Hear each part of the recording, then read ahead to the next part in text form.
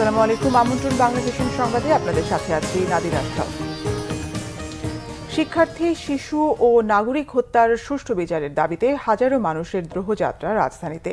সরকারকে ৪৮ ঘণ্টার আলটিমেটাম। আজ গণমিছিলের পর রবিবার থেকে সর্বাত্মক অসহযোগ আন্দোলনের ডাক বৈষম্য বিরোধী ছাত্র আন্দোলনের। বন্ধু, শিক্ষার্থী কিংবা সহযাত্রীর হত্যার বিচারের দাবিতে দোহযাত্রা শিক্ষার্থীদের। এতে বয়স, পেশার শ্রেণী ভুলে ছাত্র, শিক্ষক, ধর্ম, বর্ণ নির্বিশেষে সবার উপস্থিতি। হাজারো মানুষের যাত্রায় দোহের নগরীতে পরিণত হয় রাজধানী ঢাকা।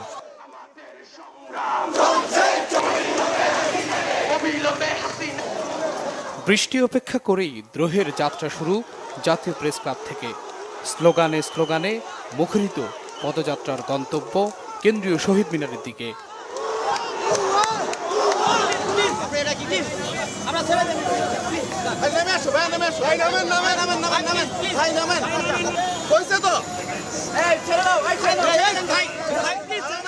আইনশৃঙ্খলা বাহিনীর ব্যাপক উপস্থিতির মধ্যেও রাজধানীর বিভিন্ন এলাকা থেকে প্রেস ক্লাবে জড়ো হওয়া মানব স্রোত হাইকোর্ট, দোয়েল চত্বর, টিসি হয়ে পৌঁছে কেন্দ্রীয় শহীদ মিনার এলাকায়।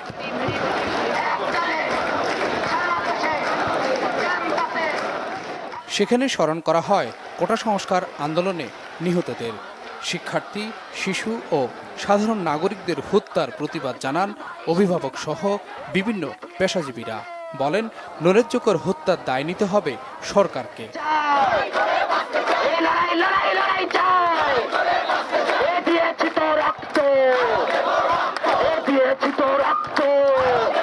এই আন্দোলনে হয়তো কিছু অর্জন করতে পারবো না, হয়তো ওই ছেলেটিকে আমি ফেরত পাবো না, কিন্তু তাদের যে যৌক্তিক দাবি ছিল সেই যৌক্তিক দাবিকে সাথে একত্রতা ঘোষণা করার জন্যই মূলত আজকের আমার এখানে আসা। এতগুলো বাচ্চা মারা গেল, ওইটা থেকে ঘরে বসে থাকা যায় না, আমরা রাতে ঘুমাতে পারি না। শিক্ষাঙ্গন খুলে দিয়ে দেশ জুড়ে শান্তিপূর্ণ পরিবেশ তৈরিতে সরকারকে আলটিমেটাম দেন শিক্ষার্থীরা। প্রহসনের শেষ দেখতে মানুষ আজকে রাজপথে নেমে এসেছে। এই আন্দোলনটা আমাদের সকলকে একভূত করেছে, একেবারেই সকল ধর্মের, সকল পেশার, সকল শ্রেণীর, এখানে কোনো বৈষম্যই নেই। দাবি আদায় করেই ঘরে ফেরার প্রত্যয় তাদের। বিচার অবশ্যই সরকারের কাছে না, কারণ দেশের মানুষ জানে যে খুন কে করেছে। এতগুলো ছাত্র মারা গেলে বলছে যে সরকার যে তদন্ত হবে, অথচ ওনারাই তো গুলি চালানোর নির্দেশ দিয়েছে। তারা আমাদের পিছনে যেভাবে লেগেছে, রাত্রেবেলা আমাদের ভাইদের বোনদের যেভাবে আটক করে নিয়ে যাচ্ছে, গুলি মারছে আমাদের উপরে, এখন আমরা কিভাবে সেই ৯ দফা দাবিতে আটকে থাকি? আলটিমেটাম ও নতুন কর্মসূচির ঘোষণা দিয়ে দোহযাত্রায় অংশ নেওয়া সবাইকে শান্তিপূর্ণভাবে গন্তব্যে ফিরে যাওয়ার আহ্বান শিক্ষার্থীদের। S M Foyez, Bangla Vision, Dhaka. পেশাজীবী ও শ্রমিক সংগঠনের নেতৃবৃন্দের সঙ্গে প্রধানমন্ত্রীর বৈঠক আজ। কোটা সংস্কার আন্দোলনকে ঘিরে দেশজুড়ে আন্দোলন, ব্যাপক সহিংসতা ও অসংখ্য প্রাণহানিতে উদ্ভূত চলমান পরিস্থিতির মধ্যে পেশাজীবী সমন্বয় পরিষদের কেন্দ্রীয় নেতাদের সঙ্গে এই মতবিনিময় করছেন শেখ হাসিনা।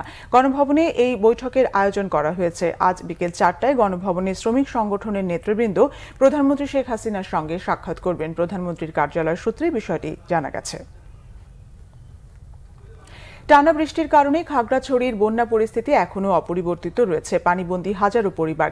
এদিকে ফেনীর মুহুরী নদীর বাঁধের 10টি স্থান ভেঙে প্লাবিত হয়েছে নতুন নতুন গ্রাম।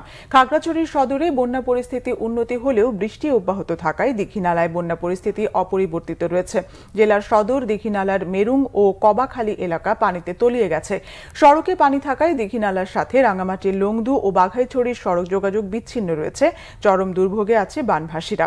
বন্যায় দুর্গত এলাকায় খাবার ও বিশুদ্ধ পানির তীব্র সংকট দেখা দিয়েছে। এদিকে বৃষ্টি ও পাহাড়ি ঢলে ফেনীর মুহুরী নদীর বাঁধের 10টি স্থানে ভাঙন দেখা দিয়েছে। আতঙ্কে দিন কাটছে তাদের। পরশুরাম ও ফুলগাজী উপজেলার 40টি গ্রাম বন্যার পানিতে তলিয়ে গেছে। এতে 7,000 পরিবার পানিবন্দী হয়ে পড়েছে।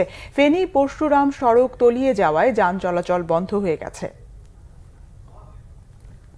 হামাস প্রধান ইসমাইল হানিয়াকে হত্যার ঘটনায় ইসরায়েলকে কঠোর হুঁশিয়ারি দিয়েছে ইরান। এর জেরে ইসরায়েলের সমর্থনে মধ্যপ্রাচ্যে আরও যুদ্ধ জাহাজ বিমান পাঠাচ্ছে যুক্তরাষ্ট্র। নিজেদের কর্মকাণ্ডের জন্য ইসরায়েলকে অনুতাপ করতে হবে বলে হুঁশিয়ারি দিয়েছেন ইরানের সেনাপ্রধান জেনারেল মোহাম্মদ বাকেরি। তেহরান হামলা চালালে ইসরায়েল তার পাল্টা জবাব দেবে বলে হুঁশিয়ারি উচ্চারণ করেছেন দেশটির প্রধানমন্ত্রী বেনিয়ামিন নেতানিয়াহু। তিনি বলেছেন, ইসরায়েল যে কোনো পরিস্থিতির জন্য প্রস্তুত রয়েছে। এদিকে শুক্রবার মার্কিন প্রতিরক্ষা দপ্তর পেন্টাগন জানিয়েছে, ইরানের উত্তেজনা কমাতে বিভিন্ন পদক্ষেপ গ্রহণ করছে ওয়াশিংটন।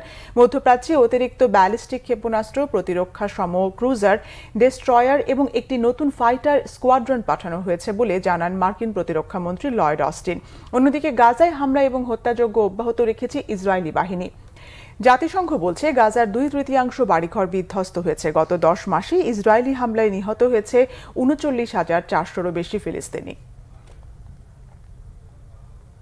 এই ছিল এখনকার মতো। পরের সংবাদ বেলা 12টায় দেখার আমন্ত্রণ রইল। এছাড়া বাংলাভিশন সংবাদ ও সংবাদ সংশ্লিষ্ট অনুষ্ঠান দেখতে ভিজিট করুন www.bvnews24.com ও facebook.com/banglavisionnews এবং সাবস্ক্রাইব করুন youtube.com/banglavisionnews। ধন্যবাদ।